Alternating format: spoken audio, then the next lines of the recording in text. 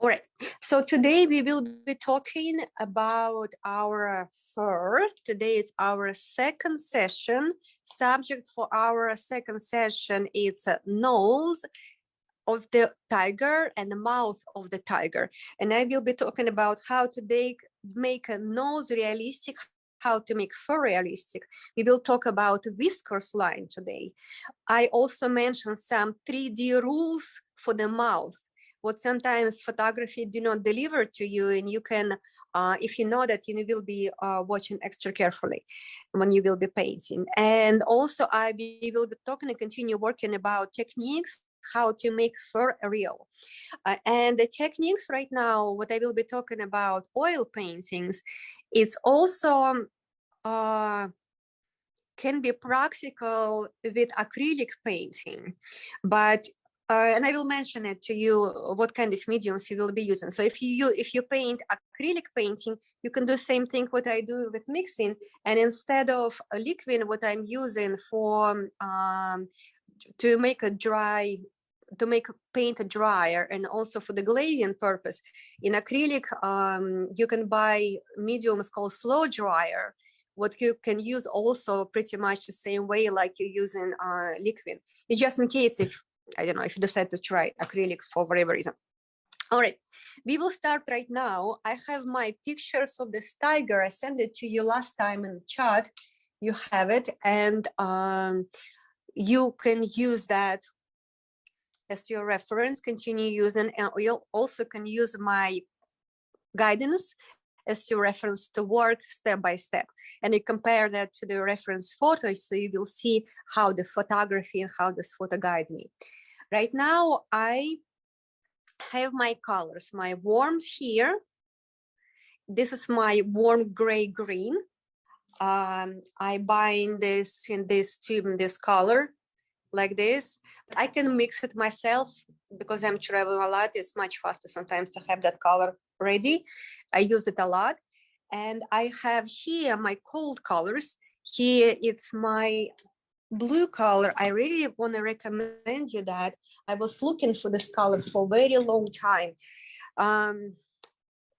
It's kind of look like blue Caribbean anyway, and they look alike very much.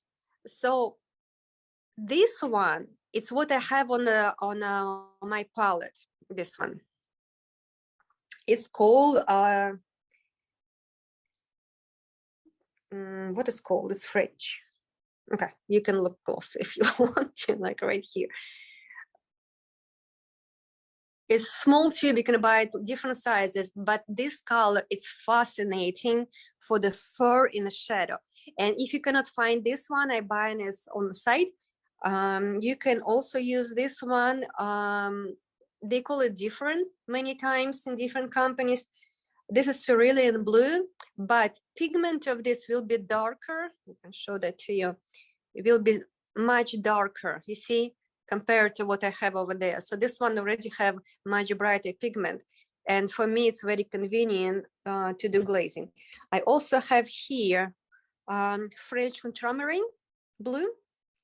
And I have here my favorite purple. You see a lot of paintings I have, it's in a purple, have some purple shades, and I apply it for the warm shadow area, for the blue, for the white fur. That's this company. I like this company very, very much. It's French. Bright color. I was looking for this color in different companies, couldn't find it. And when I premix my purples and I buy different purples in a tube, many different kinds, I still cannot make this color. I really, really like it. So it's some colors would look deep and also give you a lot of depth in a painting. All right, so I premix right now 3 different shades of white with cadmium, with lemon yellow. I have lemon yellow here in the corner. This is lemon yellow, cadmium yellow. I have here ochre, and I have here pink. My pink is this one. I think I showed that to you before. This is my pink. I like this color. Very, very convenient, very nice, comfortable color for the nose. Many cuts I painted it. It's very, very good. We will be premixing light and we premix some dark. So right now I have this white plus lemon yellow, this white plus lemon yellow, but less of lemon yellow, and also the same thing here, white plus lemon yellow, but even less of the yellow. I told you before, I do not paint with white just as itself. I prefer mixing. Now I will do the same thing with blue. I'm working right here. This is white with a little bit of this Caribbean blue color. Make it a little bit lighter. Okay, and now I will have my purple and blue together. This purple have already plenty of white inside, and look how beautiful is this color. Love that color. It's fantastic for the flowers. French ultramarine with this purple. So deep. Okay, I need a little bit of it, so I use half of it and add brown. It's giving me some kind of like a cold green gray, not a green, brown gray, but on a colder side.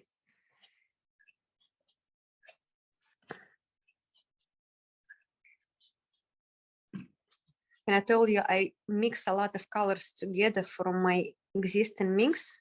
This way give us more harmony in the painting. You can reach better harmony. I have this. Now, let me see, I will need darker purple. So I use my dark gray. I use my blue. I'm looking for my darkest dark. It's right here. Can you see that? It's right here.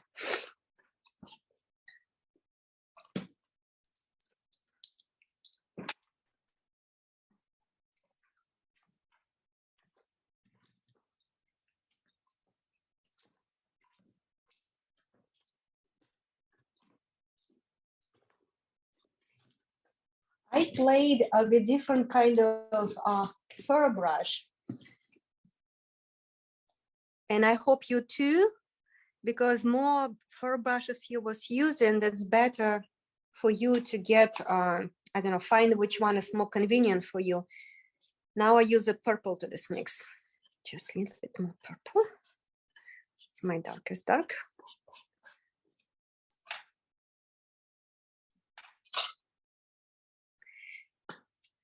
And I also need some ochre color. I use a little bit of this plus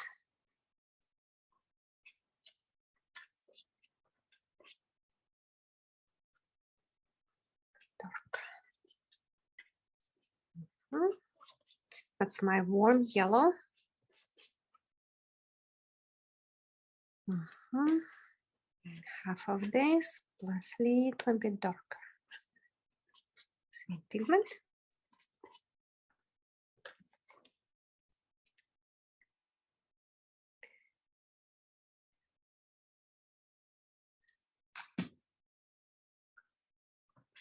I really recommend always to do some pencil drawing of the fur. If you have nothing to do and you want to master your animals, please take your time to study very good fur. Okay, I see. Thank you, Kay. I see that message. I corrected a little bit.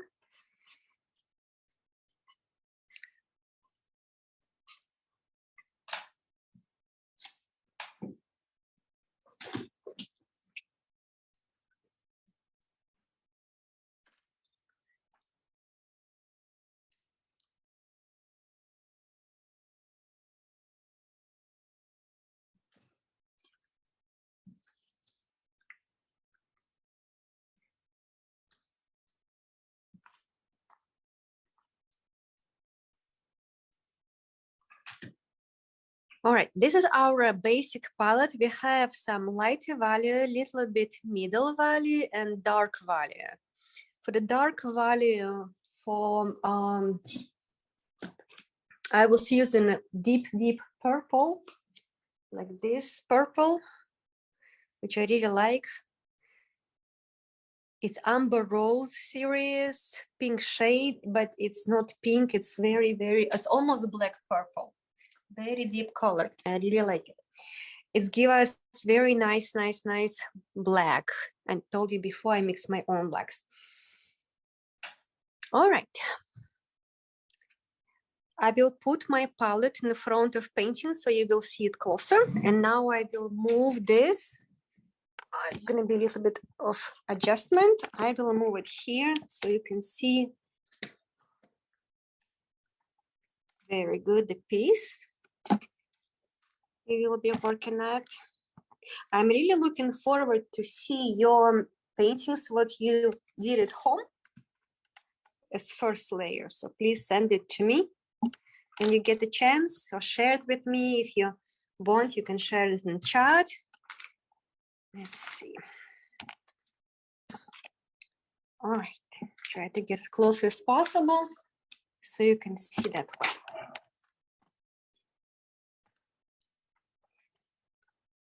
Okay, we start to work from the nose. Get the nose closer. Okay, good. Very good.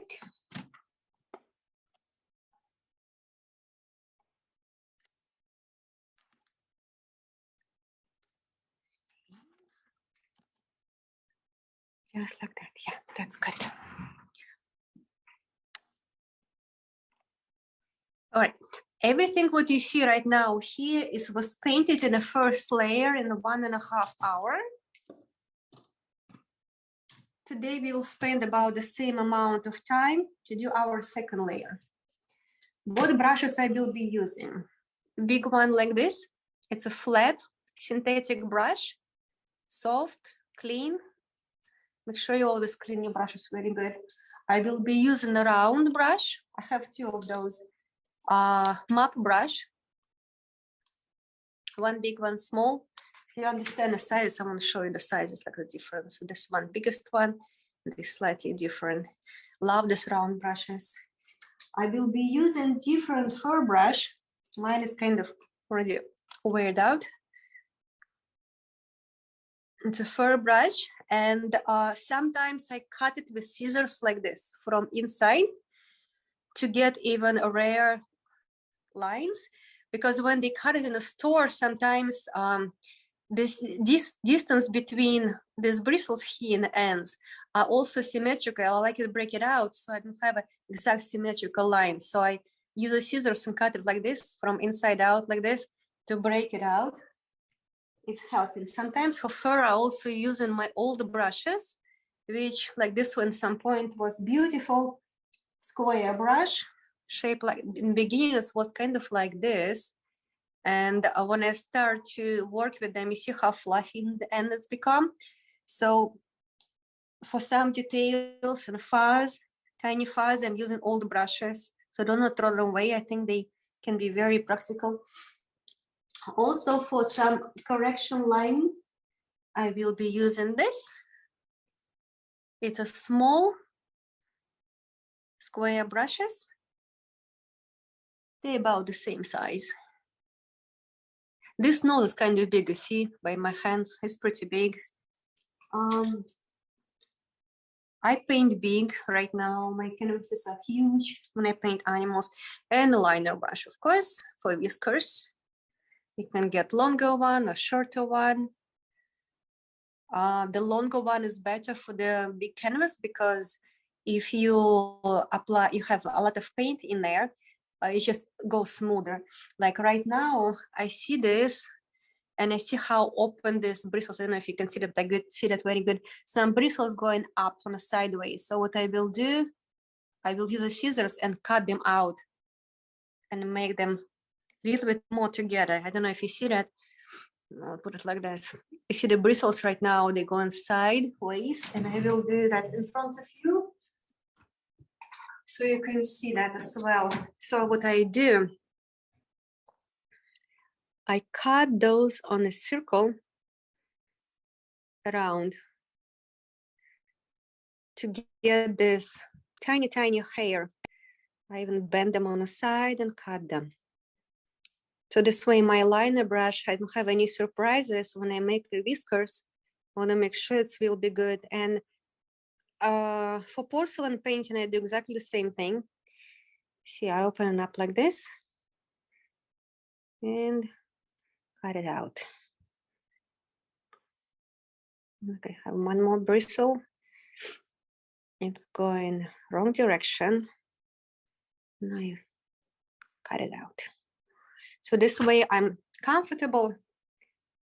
When I make it wet, this brush look much more skinny. And I have very, very nice line if I need some corrections. I know some artists use a painting and use, for whole painting, use only this brush for photorealistic animal portrait.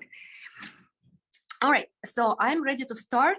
First, my first step, what I will do, I use this big brush and I put it in the liquid and I spread liquid.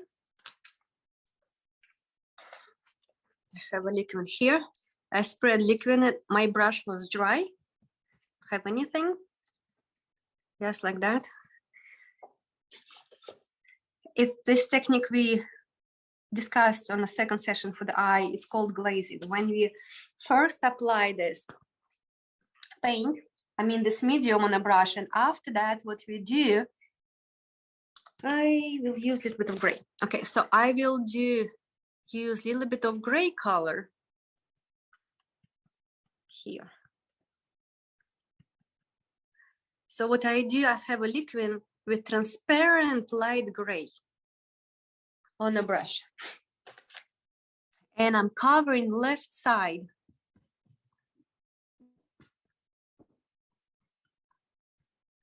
Make it wet.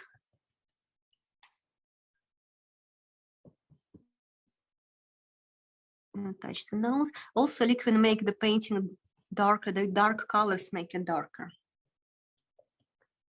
So what I'm blending right now is this bright blue what I had before, and I create a shadow color, connect it with each other, make it together, put it together. When I do painting, I can see it here on the side, the value and level of transparency. See that here?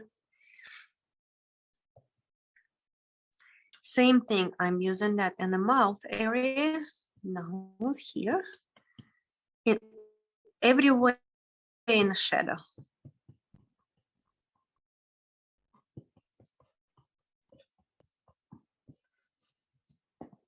Why I'm using gray? Because this time when I looked, I see that this blue and purple in the shadow become too strong, too bright. I did it on purpose last time so you can see that better for online purposes. So that was my shadow. I avoid light area. I did only on the shadow area. Now I wash my brush in turpentine or oilless mineral spirits, whatever you prefer. Either or, it's fine. I wash it very good. I dry it against the paper, also very good. And add some liquid. And now what I do is my brush covered pretty good with liquid. I pick up some of this white yellow. This one is pretty bright. It's kind of lemon yellow. Remember I told you lemon yellow with white? So I stretch it out and I spread it equally even on a brush. And now I work only on the area where we have a light.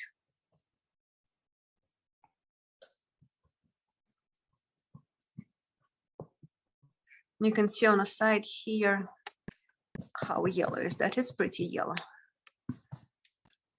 But also not very, very deep. I think you should see the difference. Let's see. Yeah, that's this better. So here it's transparent yellow. And I use the same color to go over nose area here. The lighter area of nose.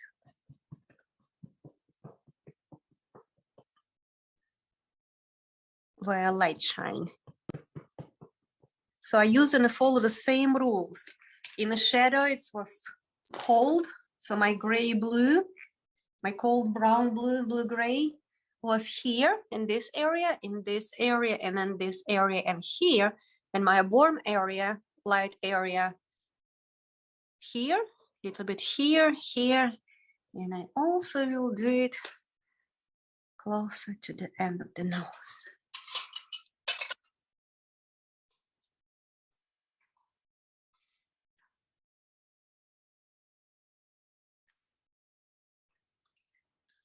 Maybe you don't see it very big difference between before and after on a camera, but if you will do it on your painting, you will see it right away. Glazing is great technique for that. To create harmony and bring it all together. Now I come back to the nose. I will use my pink color. You remember I showed you that pink? This one? I use that on my brush with glazing technique and going over the nose. It's helped to settle colors together. How many times I can do glazing? As much as I want, because when a glazing is done, my paint, it's wet. I have very soft touch here. I still picking up, it's still wet, and it's good for your paintings, for your brush to flow on a canvas. If you don't have it, your brush will be very, very dry, and you will be working like first layer, heavy loaded. Right now, with our second layers, third layers, fourth layers, whatever we decided, you need to have always this glazing to be able to deliver what I show you. And if you will skip that, you will be challenged. Now I'm using a smaller brush, same thing with liquid. And I will work a little bit inside here.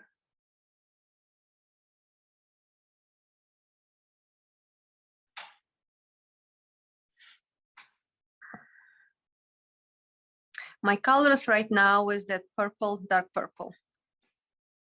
Transparent, very, very transparent. All right, so that's my preparation and glazing. I do not want that to dry very fast, but meanwhile, I can do it in another layer if I work very slow. And if your glazing at some point you can touch and it's become sticky, you can just do one more layer of glazing with no color to have that nice, shiny and wet surface for your for a brush to go on top of it. All right, let's look on the nose. We have here light coming from the side. So we will consider this part, light part, this shadow, and this is a reflection from the side. A lot of times in a photography, you will not see this, but you can always create it if light on the animal coming from one side. So if light coming from this area, then you create shadow here and get darker pink on the left. If light comes from this side, you do opposite. Photography many times do not show that. So you can come up with that, because if you see any cat close up, you necessarily will see that spread of light with shadow and reflection in every single nose of the cat. Please remember that, that's important. Another mistake a lot of artists doing when they paint around, they paint that very, very dark contrast line here to make it flat, and that this line is like too smooth and too perfect straight. And actually nose have a texture. So this line of deep part and here deep line here, the deep part, the shadow part, never straight. It's always slightly rough and slightly curved, little bit here. Nose itself on the side here, connected with fur on top. We have a darker line under fur, under this fur. And we will increase it right now. I'll show what I'm talking about. I will increase it. I put a little bit darker here and there, but not everywhere.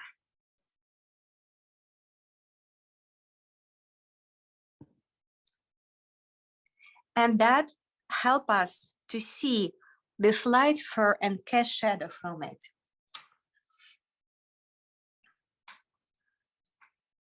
Now I will be using a fur brush and do the same thing in the, right here, a little bit. Why I'm doing it here? Because this is closest part of the cat to me. The nose is closest. So I want that part being seen very good, which means I need to have more and stronger contrast. Wherever closer to me, supposed to have a stronger contrast. And now I will use a fur brush and have my white with a little bit of lemon yellow here and increase this part.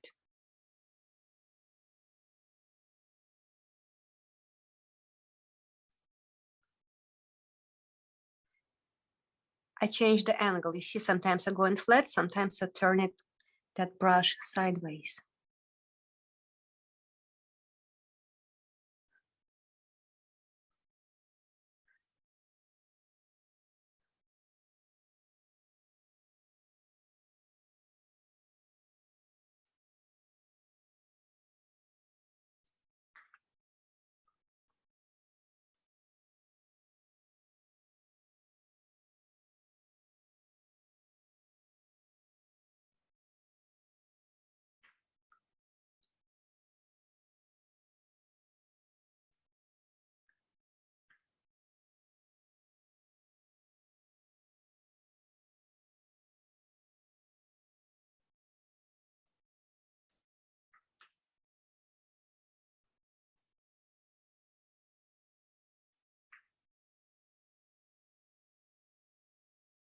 I use right now white and ochre.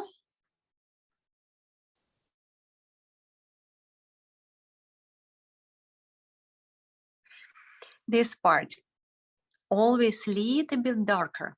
A lot of times artists skip in this area and make it light, but fur coming in here in this corner up towards us this way. And light cannot reach over there. That's why it's a little darker.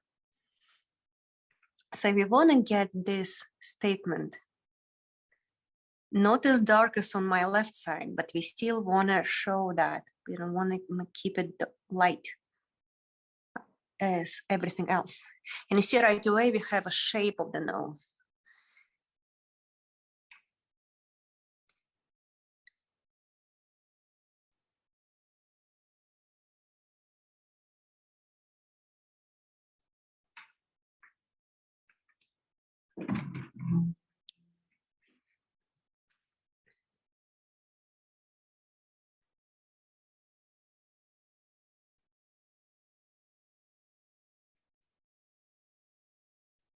Now I will move to this part. We have here dark fur meet highlight of light fur on the nose. What I will do, I will use my dark brown gray, what I was using here for the glazing, plus a little bit of ochre on a brush, and start to bring in this first stroke, different angles, different directions. And short fur on the nose, so the stroke will be short. Remember, his will be shorter compared to this one. So this line should be shorter. And it's like this on every kitty.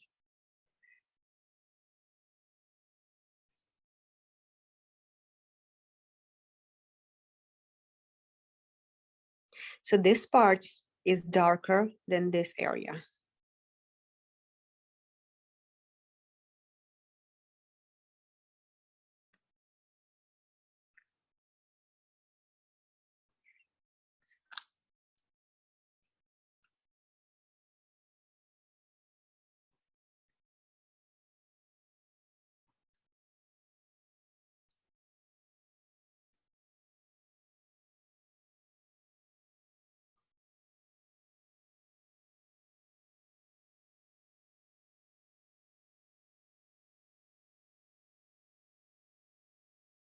Now I use a brown, my deep dark brown, plus little bit of gray on a brush.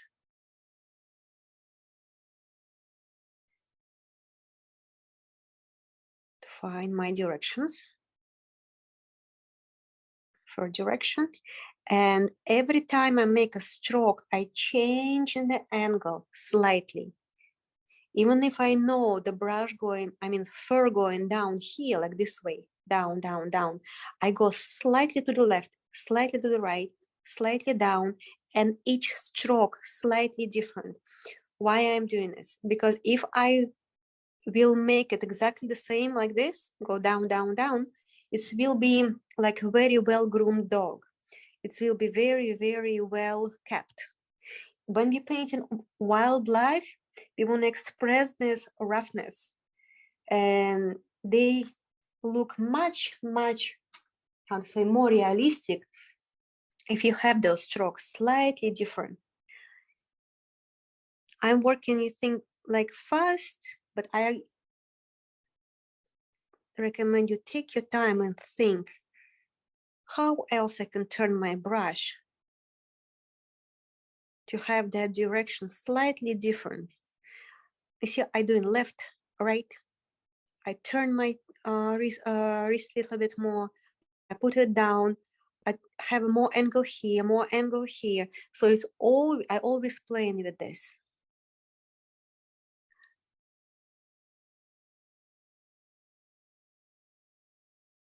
That's also what separates beginner artwork from professional, that these strokes of the fur.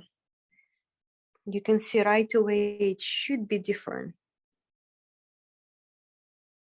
And you ask me, what about domesticated cat? Same thing.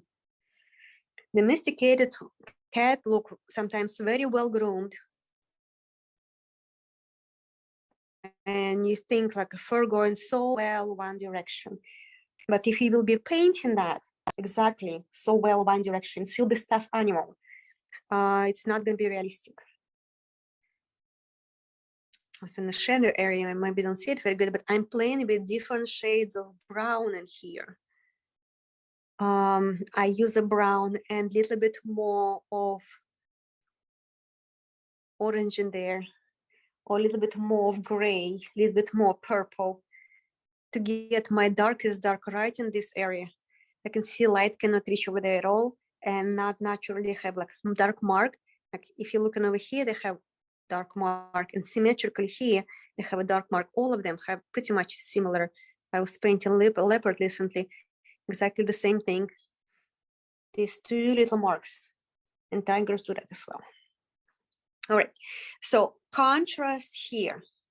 And when you work in this contrast, you go in with the fur behind always will be darker, deeper, close to the skin, and on top always will be darker. So if I have a good contrast right here, and very good contrast right here when I shadow meet light, here I also will have a contrast, but it's not that defined. I will be using this, my ochre color, for the fur down. Oh, that's too dark. Okay, this, no, too dark. About this, yes, about this much. See, I'm still working with fur, which is deep and close to the skin. Change in direction.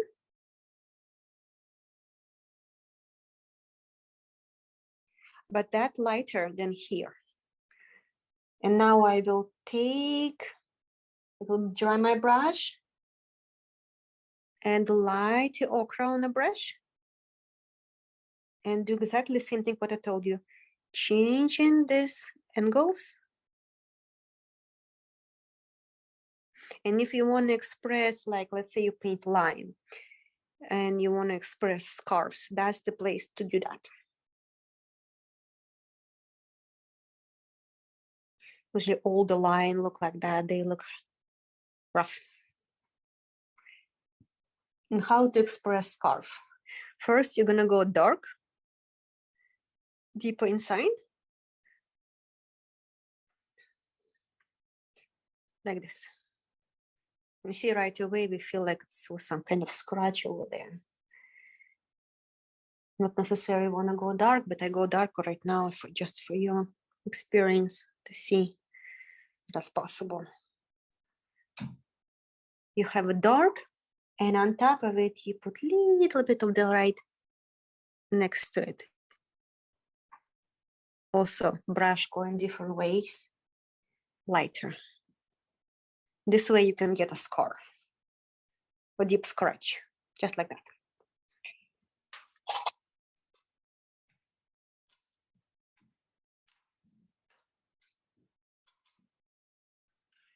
Now we will move here on nose texture itself. Nose always is kind of little dots coming together, and those dots will become highlights. Here we have wrinkles here going up this way, from the center going this way.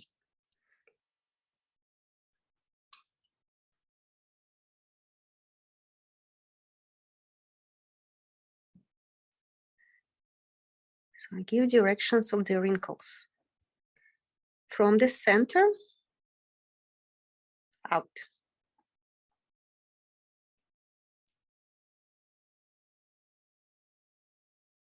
I use a lighter pink. I don't know, can you see that very good? Let me get closer. Like this, okay, it's better. You see these little wrinkles here? And on the left side, I will be using, like if I see, I was using a lighter pink to bring the color and the contrast. On the left side, I will be using darker color. I use the same pink and add a little bit of gray in there.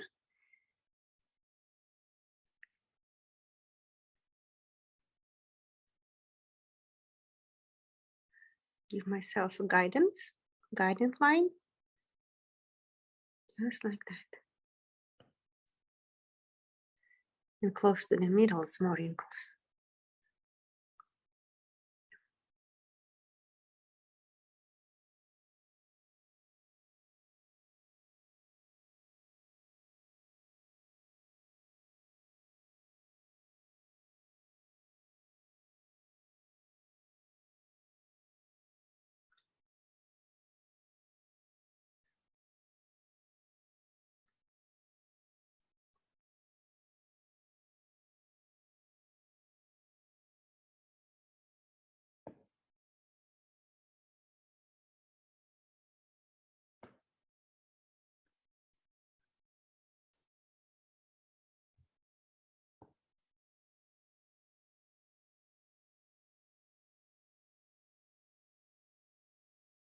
I bring this brighter pink between this wrinkle line.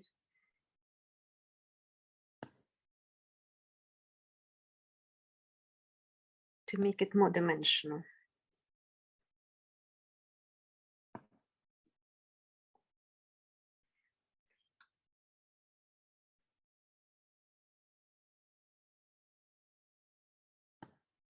Because it's shadow part, I also can do a little bit more purple here.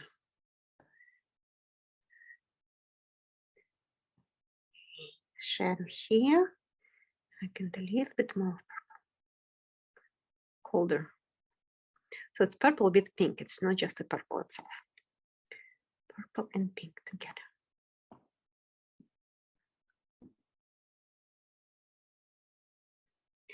On the right side, we will bring highlights now. Remember last time when we was painting, I told you, make sure you have that value. It's not totally white as light as this one, because we're gonna make the nose wet right now. And in the middle part, I wanna make sure you do not lose it as well. You see this start coming up here, and we will bring it a little bit up higher here. I using a darker purple compared to what this background look like, darker, and bring it up higher. Shadow from the hair.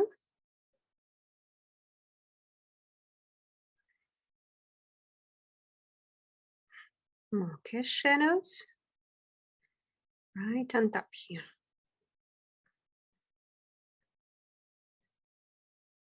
I use same pink and hint of brown gray in there. Okay, shadow.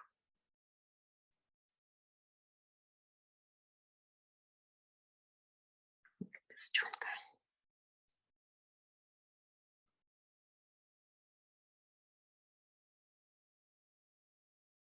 And I know for going this way, light coming from here, so cast shadow going to the left. I know my directions, I keep it in my mind. Wrinkle.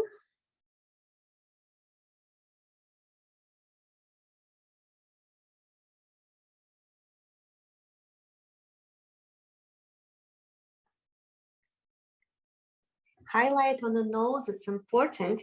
And sometimes in photography, you not necessarily see it or it's absorbed very well, but if you add it, you just make a nose wet. I use the same small brush and I pick up right now white plus little bit of lemon yellow in there. And now it's almost like a dots type of strokes to get a texture.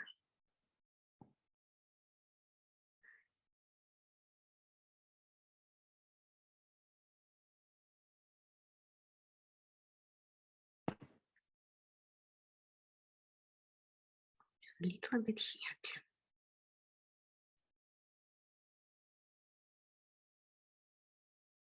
When you look on the paintings, it looks like you was using white, but it's a mistake. It's never just white.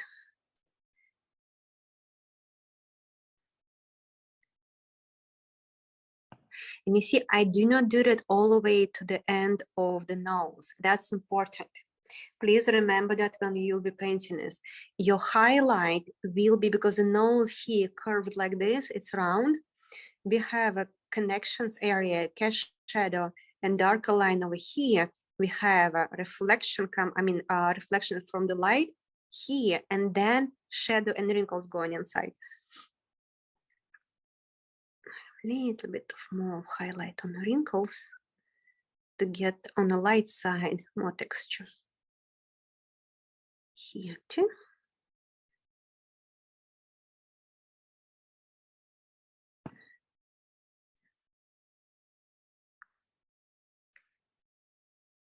Of course, if you're painting a very small, you cannot deliver all of this, what I show you right now here.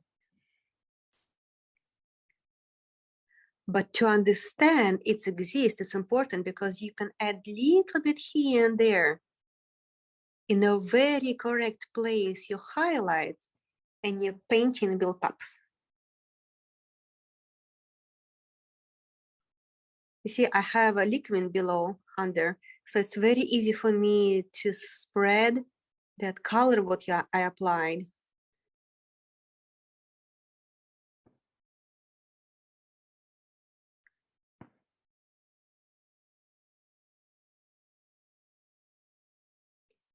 Another lighter part we have, it's right here, light catching up over there. Now, instead of white with lemon yellow, I will be using white with lemon and, with little bit of blue in there, because that part of the nose have a different color.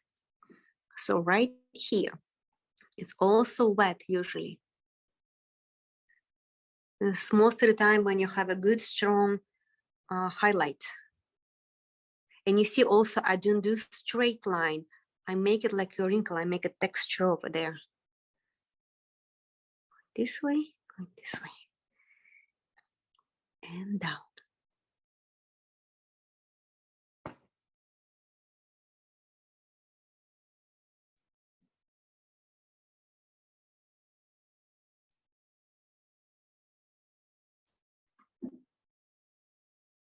This part of the nose usually darkest, where that pink meet the color of the skin. So I can increase it. I'm using my brown plus gray.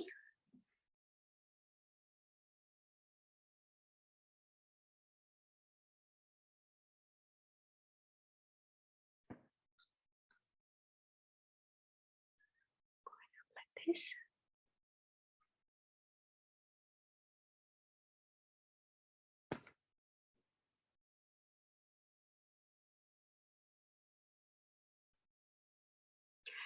And I want to make that dark because when I start to do highlights of white fur in front of it, I want to have it darker here.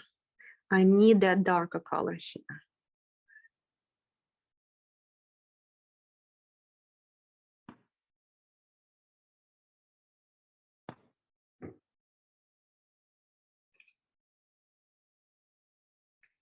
For down here area, deeper down, I use a purple, my dark purple with gray. It's look like black almost.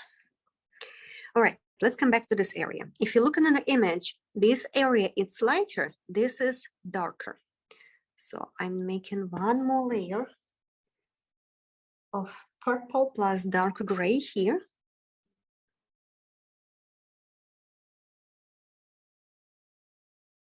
And this line not straight, have a curve, curve, texture, and repeat the shape of the wrinkles.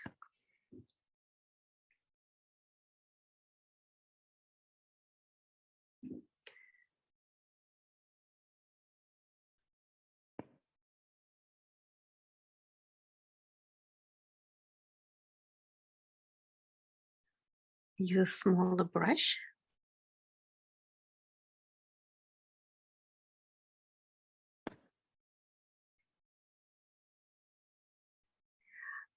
For this area, it will be slightly different.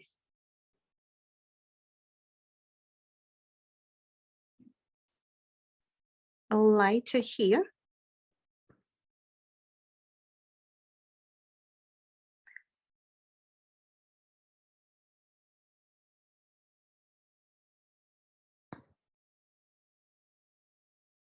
You will have a wet area here.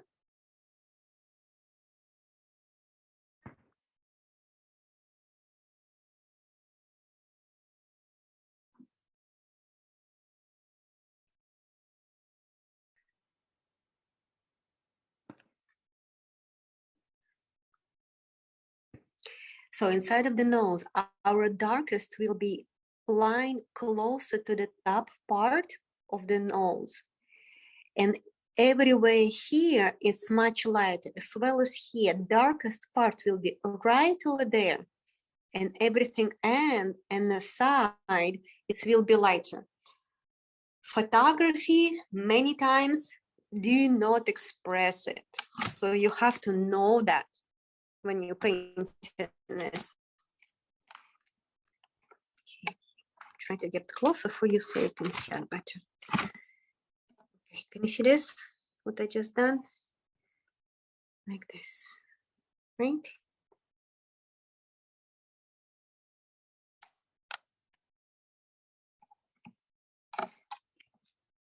Okay.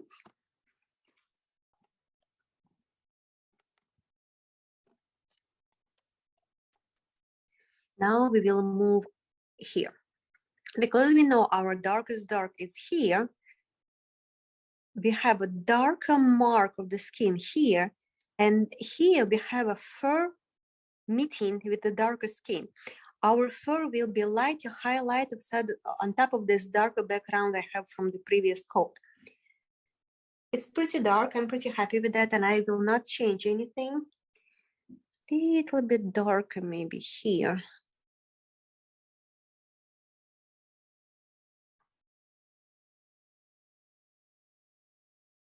That's it. Now I'm taking a fur brush and I'm using white plus lemon yellow. And my first stroke going inside. I can see my liquid dry almost. So I will be working with a little bit liquid on a brush as well. And I'm breaking this and find direction.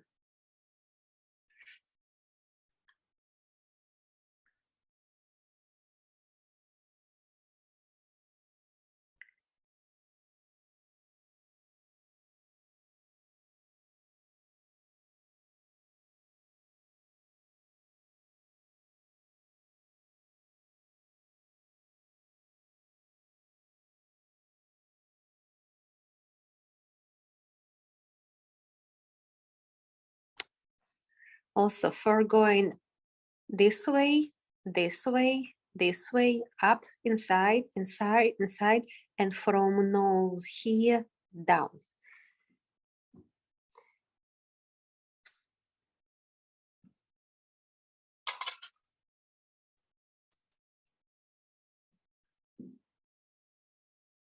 This is area where fur is lightest. If you look on the image, it's much, much, much stronger highlight in this area.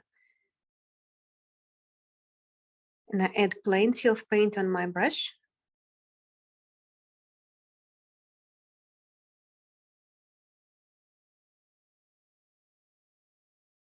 Maintain the direction. I want to have this area slight, bright, compared to anything else. Okay, I leave this area as my brightest and lightest. Now I will show you how we do whisker line here and what to pay attention for when we do whisker line. Like this, so you can see that better.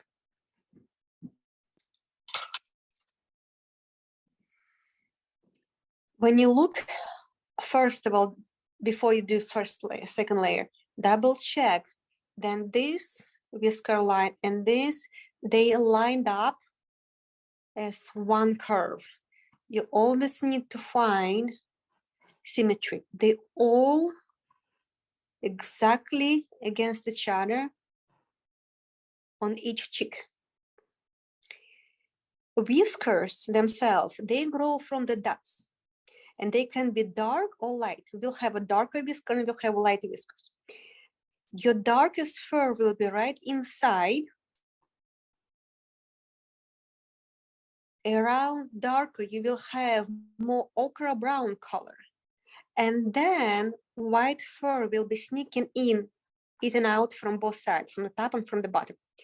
Because lighter fur coming from the top to the bottom, we will be painting bottom layer first, bottom darker here, to have a background to apply lighter fur on top of it. So I will be working from inside, like from below down to the top. But first I will find my spots. I will use my old brush and I will be looking where is this mark on. Let's see, I see one here. And I will make them double big, so you can see them better. And here. And there. And if I look over here, I see exactly the same situation. But for the left side, instead of what I was using here was brown, for the left side, I use gray plus brown because it's in my shadow area, which this marking whisker dot's supposed to be colder. So I use a dark gray, paint gray. I use a paint gray.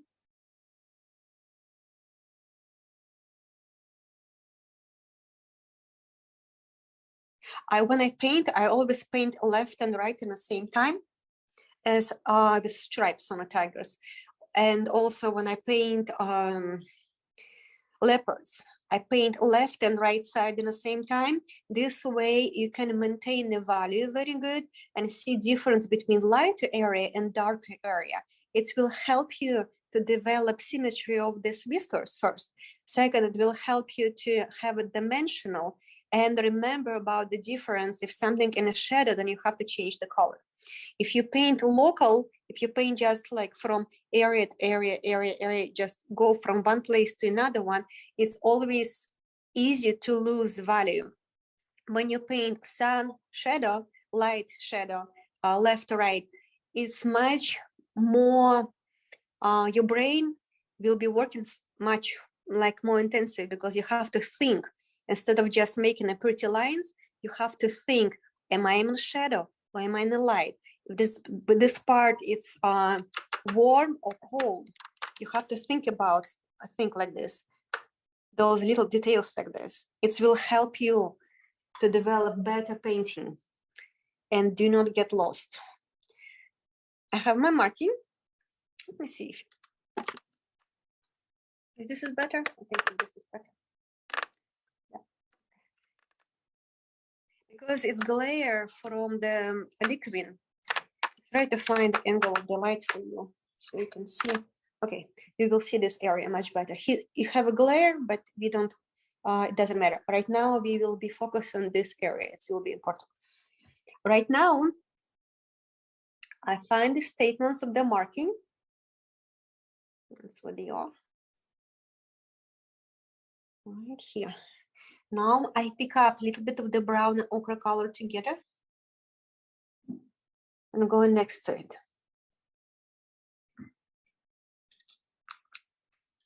Changing the brush to the fur brush.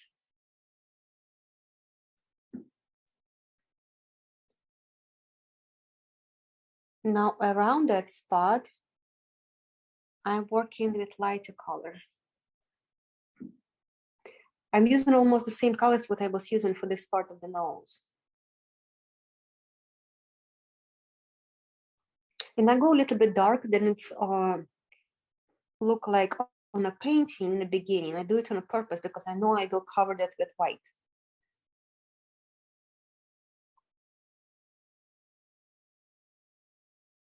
So now I have a breaking down, darker, lighter, darker, lighter, lighter, darker. That's important. Now I pick up ochre color with little bit of yellow and going down.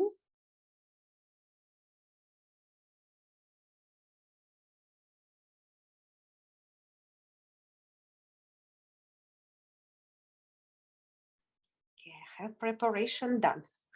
Now I move to the left side. Here I will be using more of the blue colors. I wash my brush very good so it doesn't turn green.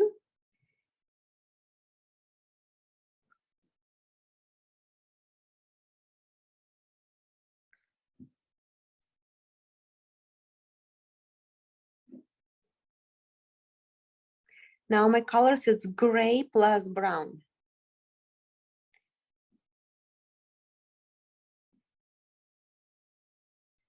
A little bit of blue exists over there, but not as much. I see the gray, it's plenty.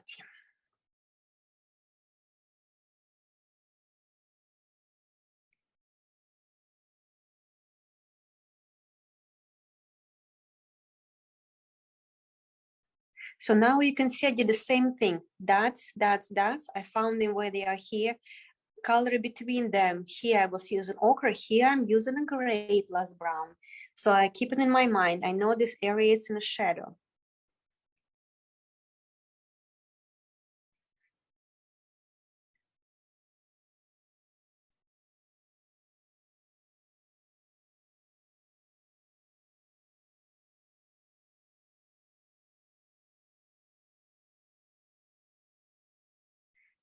And I always check in myself. Then this angle not supposed to go up or low down. I want to make sure it will be lined up together right where we want it to be.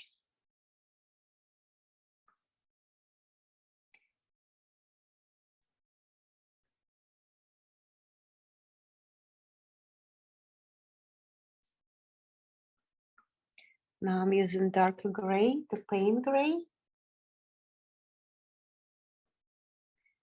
to get this hair from inside of the nose darker. Paint gray with purple. I'm right here.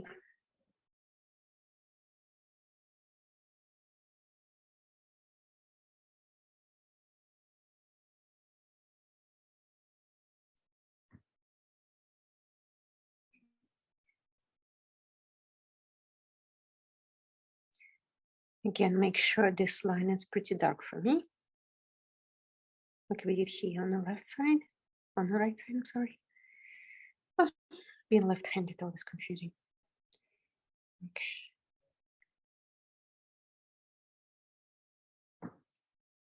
So I did my preparation. I know if I will do the whiskers, my whisker will go from the marks, what I found, and they are my darkest marks here. And now I will blend lighter area here on this part of the cheek and lighter fur here with this line. So I did this part. I will be working now from the top. On this side, you know, we have that little bit of ochre color, and I will be using ochre color, lighter version of it, plus a little bit light yellow on top of it. So now I'm going inside, look, on top of this marking.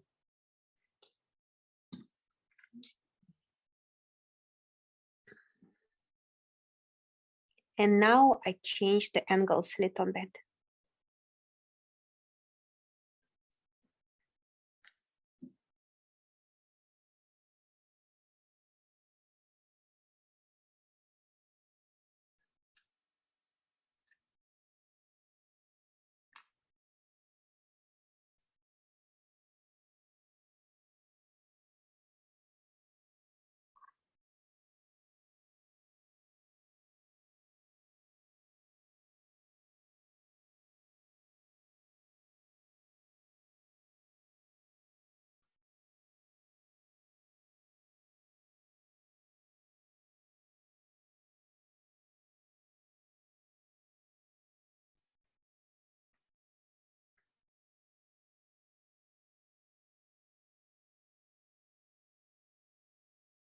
Same color, white plus ochre together, going down, a little bit down.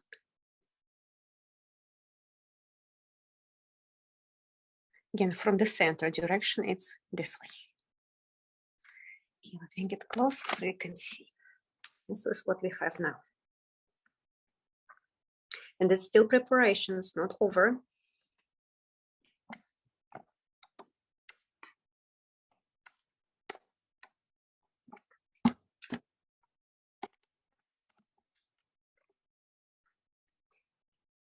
Now I pick up white plus a little bit of lemon in there. That's what I was using here. Make sure my brush is open.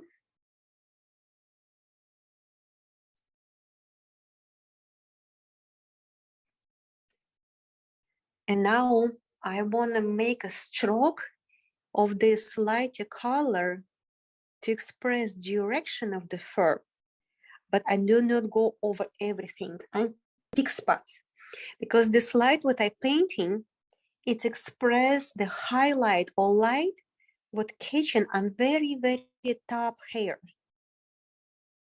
And I want to make sure that this brown what I had, or this ochre color what I have still shown between the strokes. So it's a very light touch. Everybody who was taking my class saying like, you have a very, very light touch. Yes, I almost, like I barely touch the canvas with the brush. I don't bend it. I don't press it much on a brush. Just very, very, very delicate touch. Okay, let me get it closer. Please look.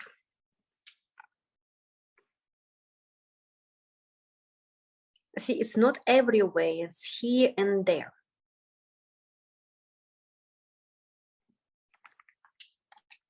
Now I move to the left. We're working from the top to the bottom, from here down. So we can do exactly the same thing here. From top, from bottom, we develop this, and now from the top, we will develop lighter fur. When I look on the image, I can see so much going on here. I have I need to develop nice transition from these dark marks to light ochre color, which will be colder with gray, to blue colors. And I have a darker gray here as well. So my challenge here is how do not make this area green, because that will be very easy. When gray meet with certain yellows, it can give you green. When you're working on this area, make sure you don't have too much of the bright pigment of yellow or ochre color, or you will turn it green necessarily. Right now, I'm looking first for connections between dark spots and a blue fur. That's my main focus. I'm first want to have my light darker blue. That's the one. I don't know, let's see, close. So the color I have right now on a brush is this. Let me get it closer. Almost purple, right? But it's purple plus blue together. So that's my darkest. And I'm breaking out right now some that's area. Okay,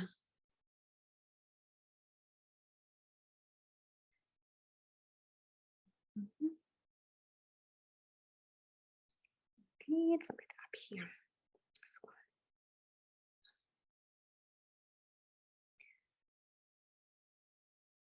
Remember last time I told you, do not mix blue here with ochre. It's give you green. But if you mix purple with ochre, you're kind of safe. You have a blue look.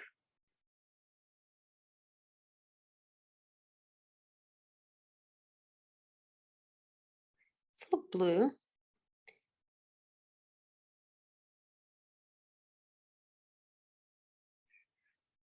But if I will add a little bit of ochre in my purple, I'm safe, like what I just did. I had that color, they just show you purple, and I add ochre in the end of it on my brush here. See, I mix them all together, and it's not green. That's the best part of it. It's not green.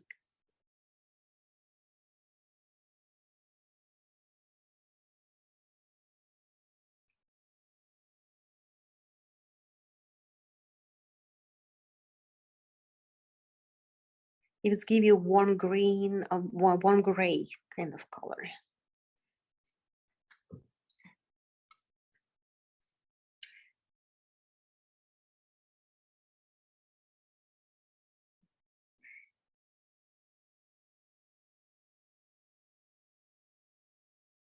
I'm gonna accent again this little dark spot so we can bring the camera close and you will see what was done. A couple more coming up here.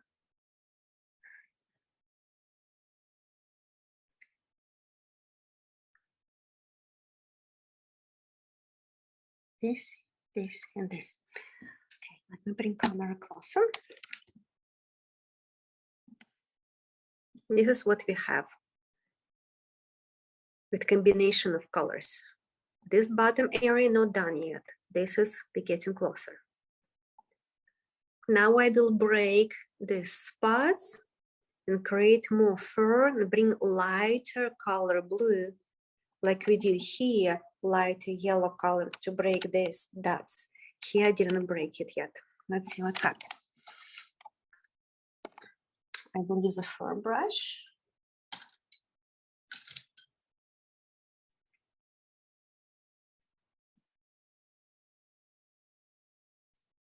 Now I use lighter blue.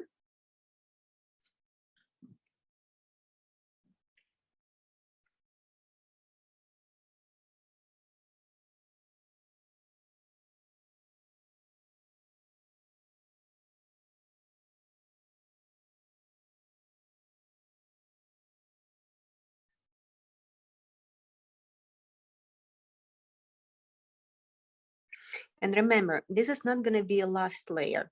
You're working on this. This layer will dry and you will repeat exactly the same thing what I just have done one more time. Maybe more than one more. Depends of how much details you want it.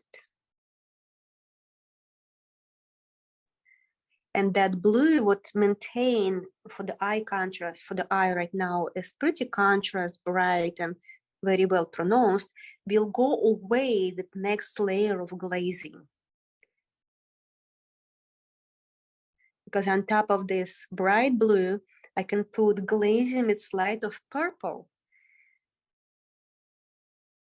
to make that blue color less pronounced. If in some areas I think it's a little bit too much. I kind of like it.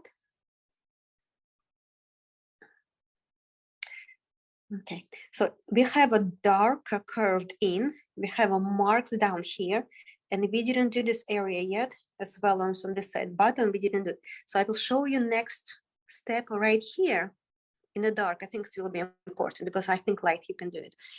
Here we will go also from down up, because in this area we follow the same steps.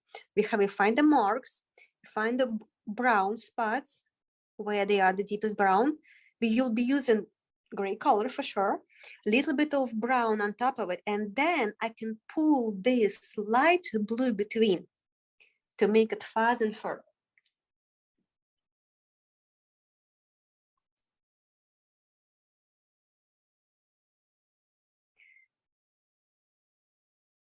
First, I want to make sure they are on the same line. So this meet this part. So this ends here, meet here. So I'm happy they are come together. I'm not lost. That's good. And that's what you check first before you start to do details. Again, I'm going darker. My color right now is gray blue. And I'm looking for my spots where the whiskers come out.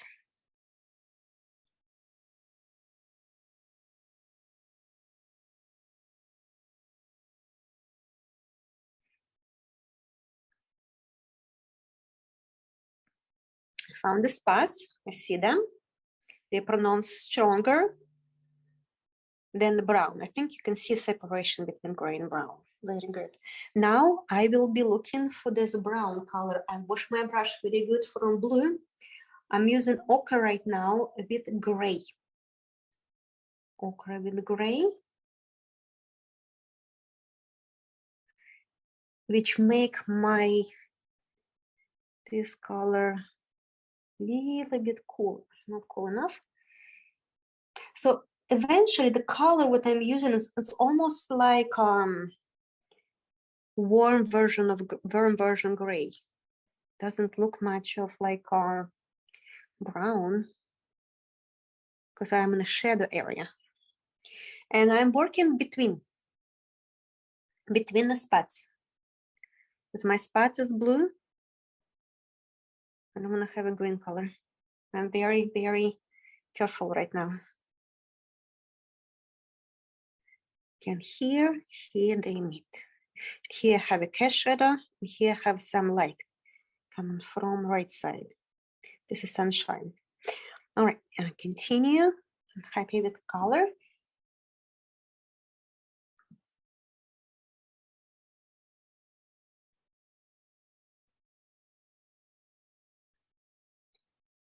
Got a little bit blue here, a little bit lighter blue towards the center.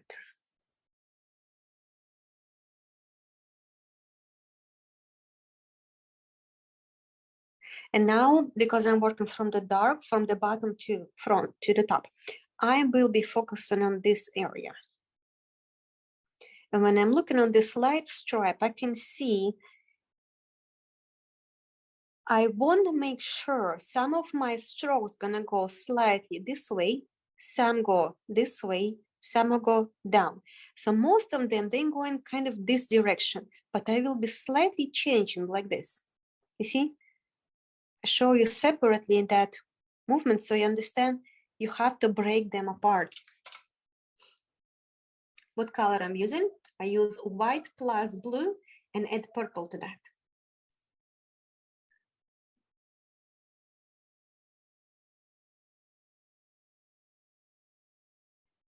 I use the side of the brush.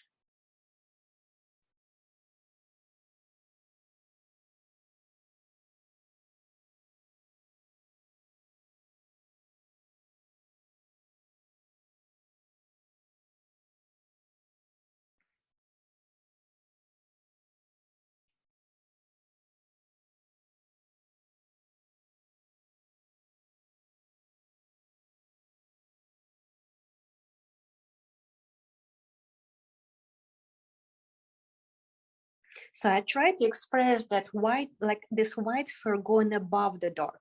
But what happened here? I have here dark fur going above above this light. So this time I was working with brush stroke down, this time I can work with brush stroke up.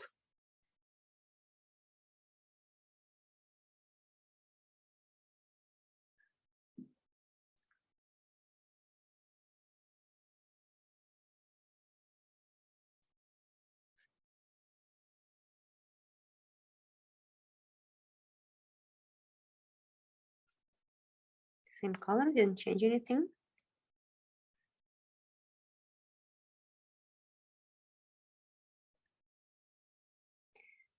Now I pick up my bright blue and do a little bit more adjustment of bright. On my paintings, when you look them online, they're not necessarily seeing all these colors I explained to you right now because of just the photography. My painting is very complicated. I'm making a series of postcards right now based on my paintings, and which involved a lot of photography of my original artwork. And I can see how complicated colors is because it's very hard for professional printer companies to deliver that combination of colors. I'm like challenged by that right now. It's interesting, it's educational, but it also at the same time I can see those little things which when you look at my painting look very, very fluffy colors and multiple colors on a picture. You cannot see any of it. So and I will bring camera a little bit closer right now so you can see what I have done.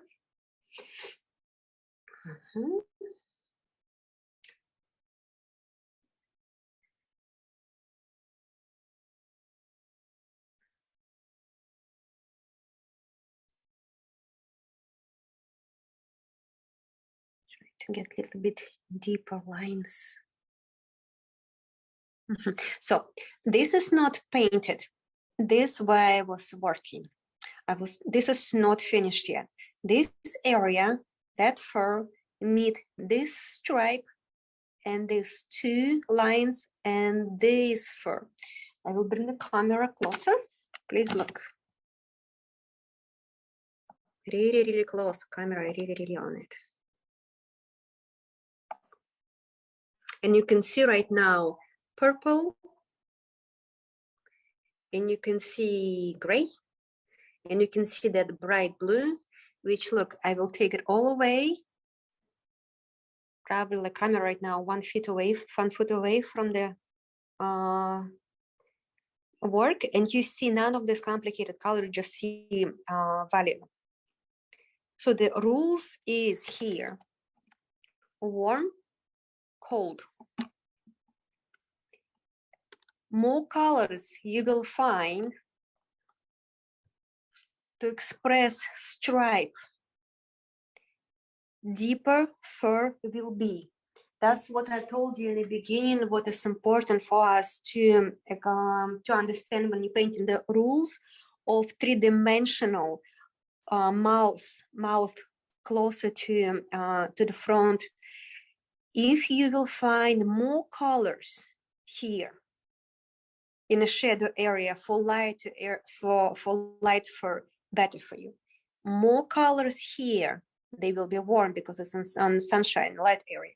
More interesting, more complicated colors, slightly more shading, so you will train your eye to see that and observe it, and it will be much easier for you.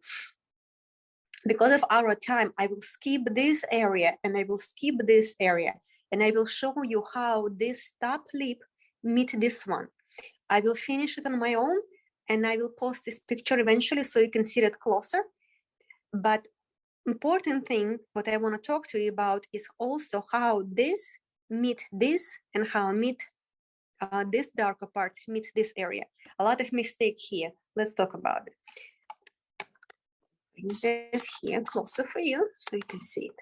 So this is partially finished right now. Like this. this.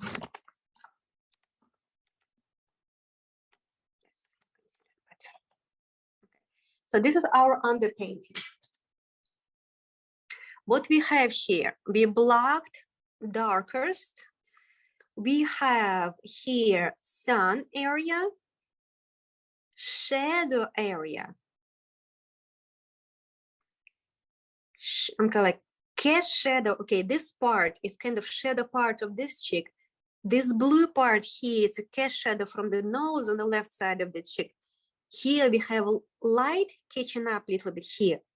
Here we have a shadow again. Here we have a cast shadow coming from this lip, casting down on this side. And we have a third transition from darker to lighter. A lot of times when artists paint from bad reference, they don't see that skin is like a bottom lip,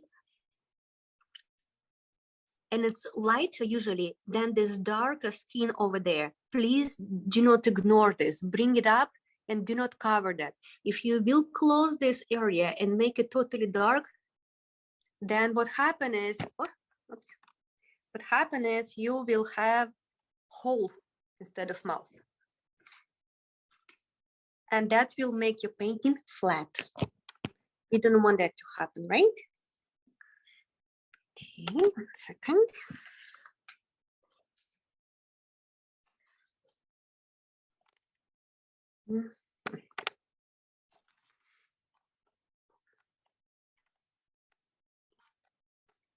Common mistake when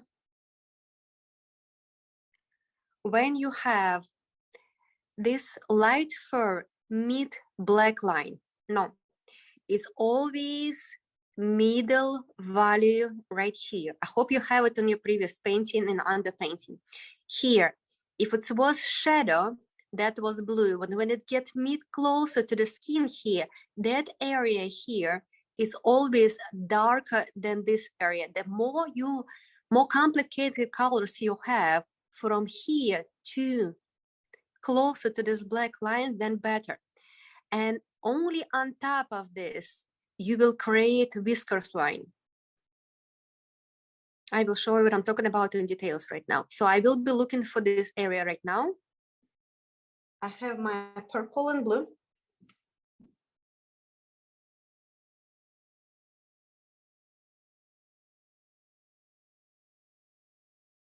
A little bit too bright and a little bit of gray to this.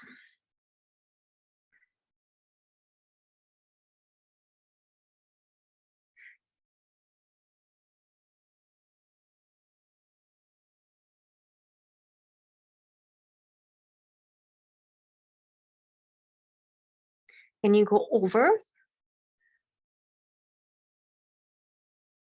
that black. My black is pretty dark here. I'm happy with that. I don't have to repaint, but if yours is not black, please make sure you have a good amount of darkness. Directions inside, so they kind of meet from both sides like this towards the center. From here is going down.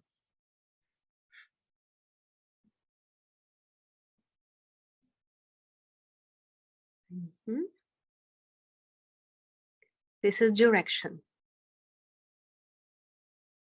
And then down. Inside first, and then down. I have a gray and blue coming from the center in the middle. Darker closer to the center.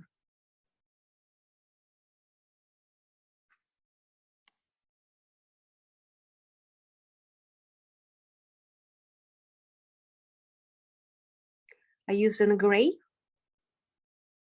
pretty demanding, pretty dark.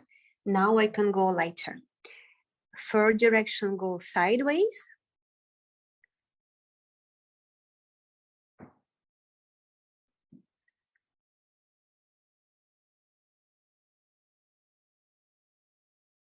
From the center, left and right.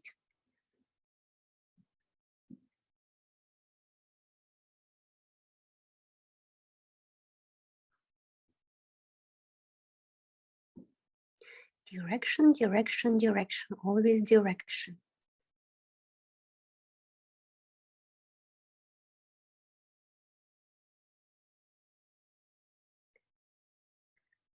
Little bit dark marks over there, the skin.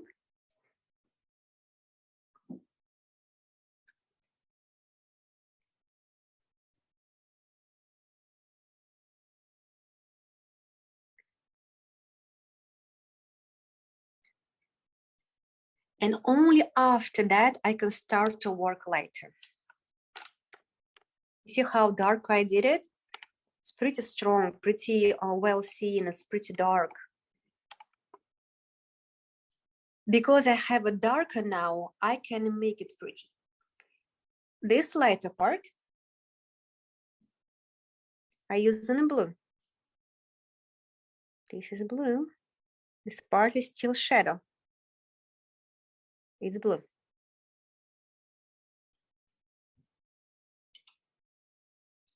Now I wash my brush and I use white with cadmium, with lemon yellow. And here, look, stroke going inside.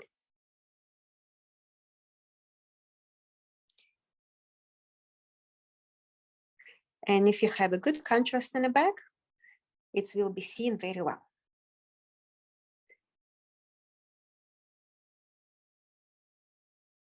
Inside.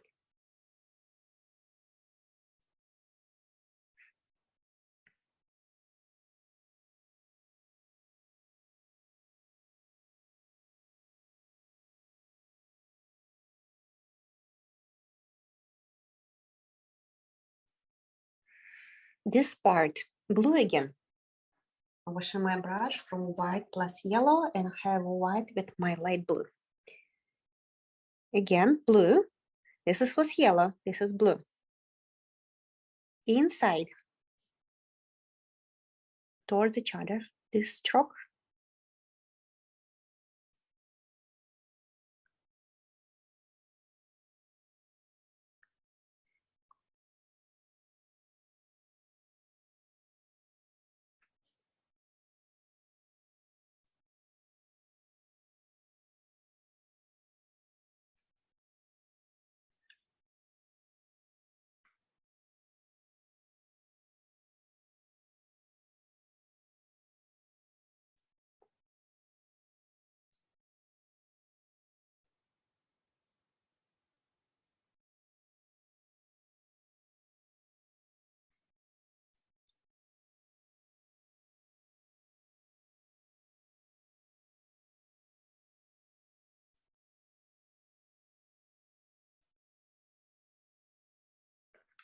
And it was shadow. So here, I'm washing my brush again and I use white plus yellow right here. When they meet, just remember I told you it's almost invisible. Now it's white plus lemon yellow, and this is important area where they meet. You want to leave a highlight with little bit of yellow.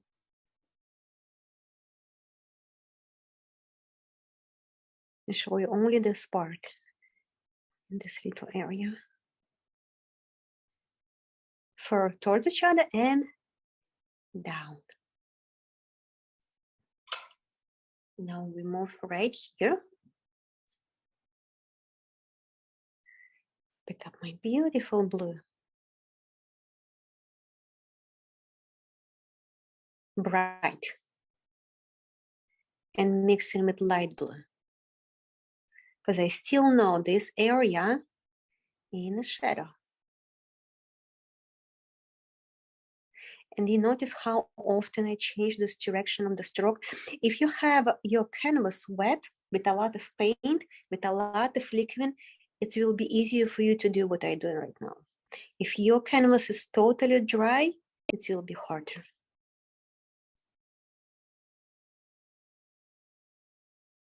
Still working with blue.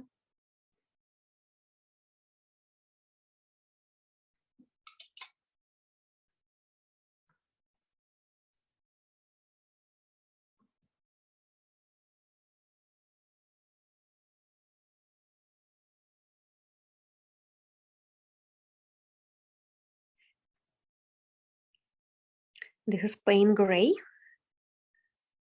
I lost my dark marks. I'm gonna bring them back. Depth, deepness.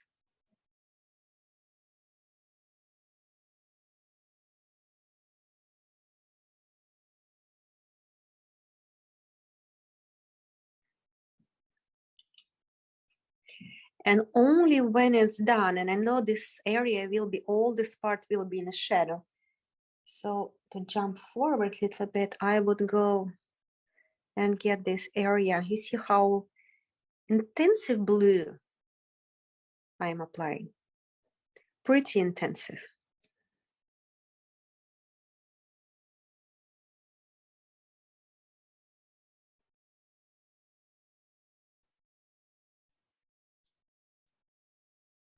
It just will be easier to show you the contrast. And now right here, my brush is clean. I'm using white plus a little bit of lemon yellow.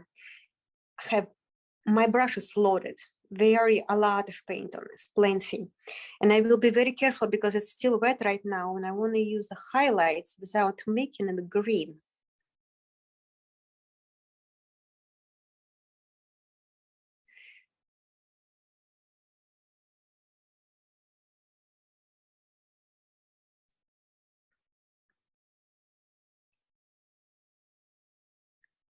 A very light touch.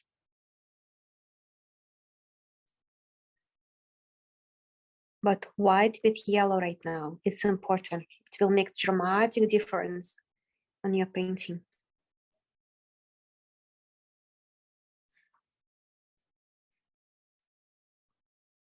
And eventually all this area will be light and here it will be much, much, much stronger with lemon yellow.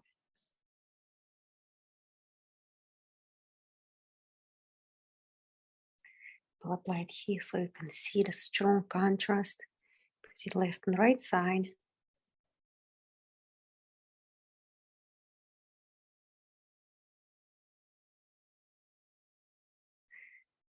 So my focus right now was right here.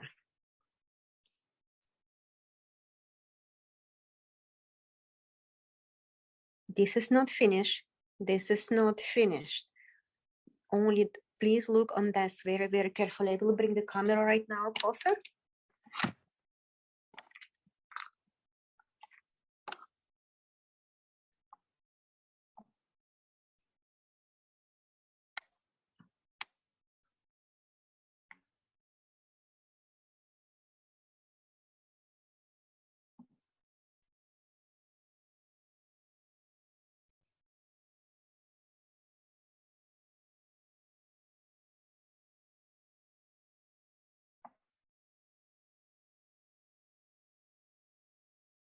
See, this is 2 layers, 2 stripes from first layer.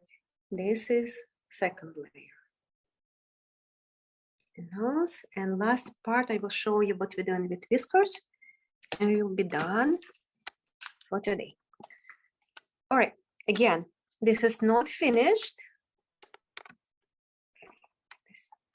This is not finished. I was looking for my whisker brush. My liner brush like this.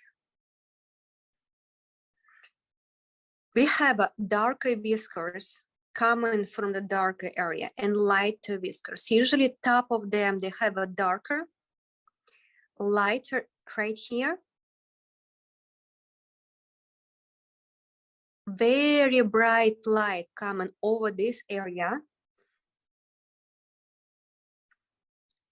Blue and white. What kind of color I'm using? I'm using for whiskers in the shadow, blue color.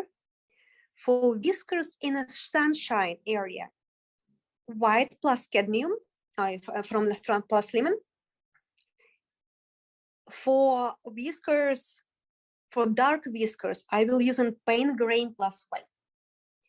So first I will start from dark. White, teeny bit, and let's see here. I can see here we have. I found the mark where it's come from, and lead a line. Again, I hold my finger here just for the study of it. I do not move this part of the wrist. I do not move anything here. I paint with my elbow. I mean, I keep my elbow and I use only movement back. So only my shoulder moving is kind of like this direction back. I don't use here. I don't use my fingers. Everything here stays steady, elbow steady. I found a very correct angle, exact direction where I want to go. I'm staying there and going. I want to make it thicker so you can see that better.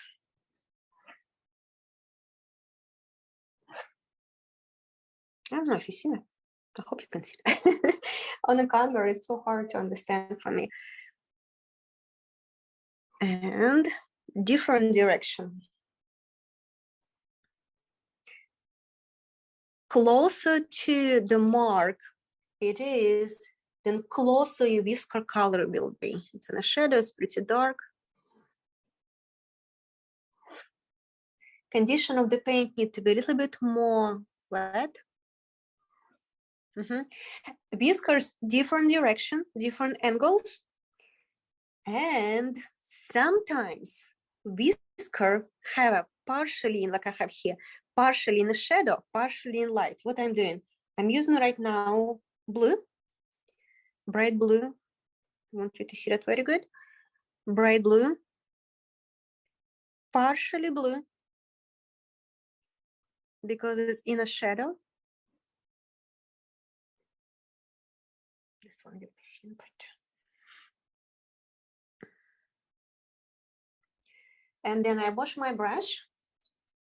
Now I pick up white plus lemon mixed, and I continue same whisker, but with different color, because my light coming from this area, all this part in the shadow, but you see this light hitting this area. So from here somewhere, whiskers start to change the color. It's on the sunshine. And this is where my whisker end. Now I have my yellow. Try to thin the paint as much as possible so I have nice, smooth line. Give me a second. Yes, like this. So I ended here. And now I'm changing it to different color. Place where they connected. Eventually you get used to it. You just need to have a little bit more practice. When you have whiskers on a sunny area like here, they will be yellow. What happens if you don't have enough medium on a brush? Your whisker will show the texture of the canvas. This part is not finished, but I will get closer camera right now so you can see the idea of it. Okay. This one, lemon yellow, blue beginning, yellow end, lighter gray. This one, darker gray, this one. It's never one color. It's always multiple colors.